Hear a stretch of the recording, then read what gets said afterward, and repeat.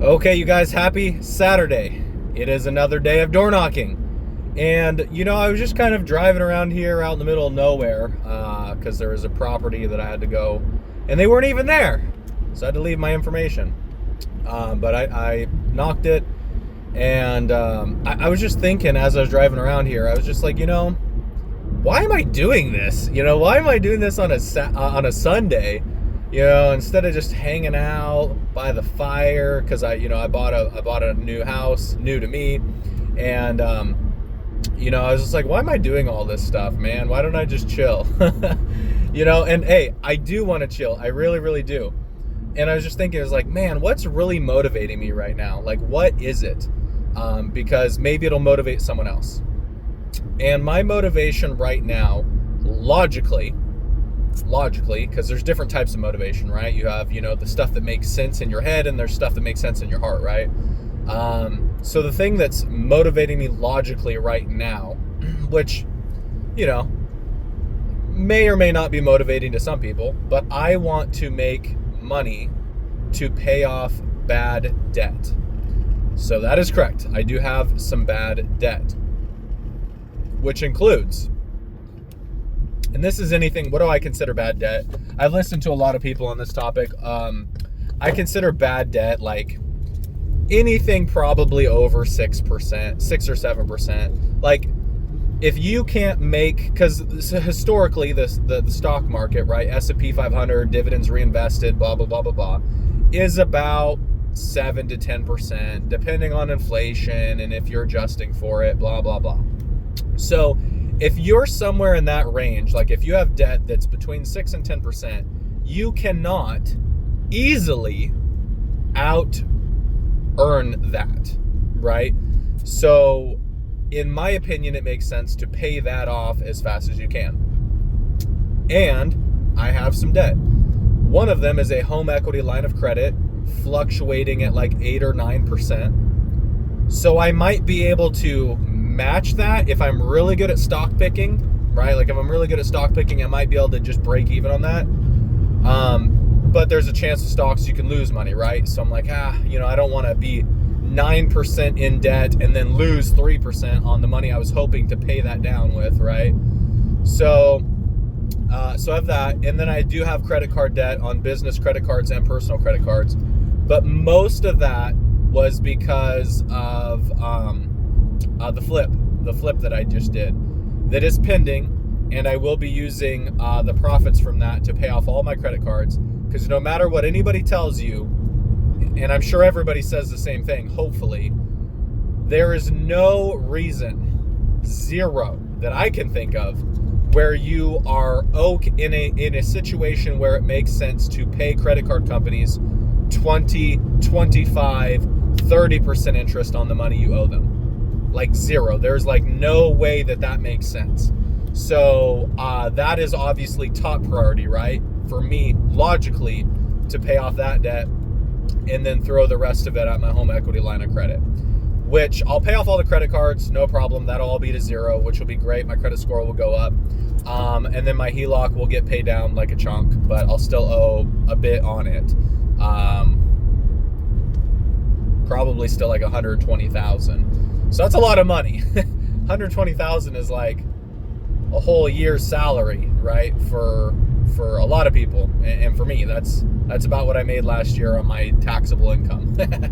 So that's like a whole year's worth of just throwing money at debt.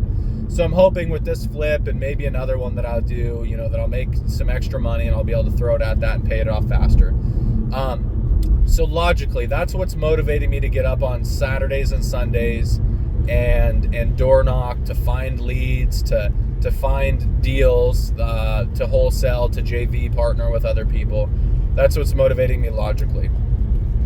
Emotionally, or in my heart, what's motivating me, and this might resonate with some people, is I'm still not financially free. I'm doing well, and I'm very grateful, blessed, whatever you want to call it, right? Lucky. I mean, I made a lot of my own luck, right? I'm out here door knocking on a Sunday, right? So that, and if I get lucky, it's because I'm putting in the work, right? So, luck, blessed, fortunate, grateful, whatever. But what's propelling me to do this is I'm not financially free, right? I'm not so well off, I'm not so rich that I can enjoy being lazy, right? I think lazy, I've seen a lot of, YouTube or Facebook clips about this, but like being lazy, not having any skills, not having the ability to generate income, right? To not have to do anything is something for rich people, right? Like if you have $100 million, you don't have to go door knock on the weekends. You don't have to order a 30-yard dumpster and fill it to the brim on your weekends with moldy, nasty, waterlogged bags of trash and couches and lawnmowers and spare, just junk, right? And I wish I'll make a quick video when I get back to my house. I'll make a quick video just showing you guys, like, this is what I do on my time off when I'm not working to make money. Like I'm fixing my place up. And this trash isn't even mine, right? I would not complain if it was my trash. This was trash left behind by the previous occupants. So it was a landlord who rented to some people, who sublet to some people that they shouldn't to. Anyways, everybody had to get evicted. They left a crap ton of stuff there. And then I bought this property from another investor. So, including all the crap. So, now I'm tasked with, putting on gloves, wearing nasty clothes because I don't want to get my nice clothes covered in moldy, nasty, stinky trash. And it smells terrible, you guys. It smells terrible.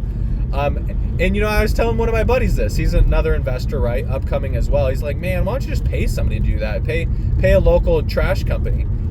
And I was like, well, what do you think that costs? He's like, well, I don't know, maybe 2 G's. And I was like, well, the dumpster itself was $800. So am I so well off that am I so incapable? Do I have so much money that I can just give away $1,200? Yes, I could. I could totally have done that. I have $1,200. I could have done that. But I think it's important to save money where you can. Am I physically capable of moving the trash? Yes. Do I want to do it? No. Could have I paid somebody else to do it? Yes. But I don't know, for some reason, I felt that it made more sense for me, logically and in my spirit, to just do it myself. Because I'm still working towards my goal. And that means I have to sacrifice. And am I still willing to make these type of sacrifices? For now, yes. Forever, no. There will be a point where I'm 30, almost 32 now, but where I'm 40, 45, 50. There will be a point. Sorry, it's a weird merge area here. There will be a point where I am not willing to make that sacrifice, and I will just pay somebody to do it. But for now, I'm willing to make the sacrifice. So that's what I do, because I want to achieve my goals. So my goal is having a bunch of money and having a bunch of investment properties that pay me money, right? So until I hit my magic number, I'm just going to keep doing the thing that's hard. I'm going to keep sacrificing, and that's okay. And I don't know if that's, maybe that's demotivating, right? Like moving piles of nasty trash and working on Sundays while it's raining outside. What is it? It's 49 degrees outside according to my car. I've door knocked that place a bunch of times. God, it keeps getting worse. Every time I drive by that place, they keep adding stuff. Anyways, so I just wanted to make this video, let you guys know, and I may upload it today or tomorrow. But it is Sunday. It's 12:14 in the afternoon, right? So it's lunchtime. And I got my bag of jerky here as like a snack, because you need to have a power snack and you need to have some liquid energy. Not sponsored by either of those people, and maybe not the healthiest diet in the world. But you got to keep grinding, right? Until you hit the point where you can finally be comfortable.